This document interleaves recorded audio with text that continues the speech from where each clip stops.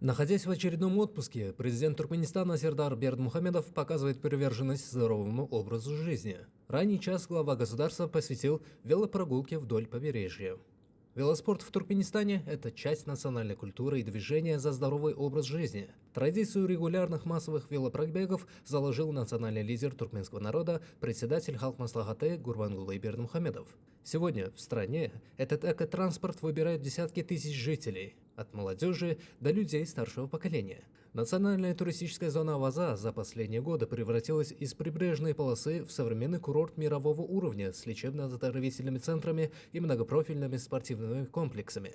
При этом особое внимание уделяется экологии. В рамках национальной лесной программы здесь высажены тысячи деревьев, формирующих уникальный микроклимат. В Туркменистане подчеркивают, активный досуг, регулярные прогулки на свежем воздухе и доступность спортивной инфраструктуры – главный залог долголетия и благополучия граждан.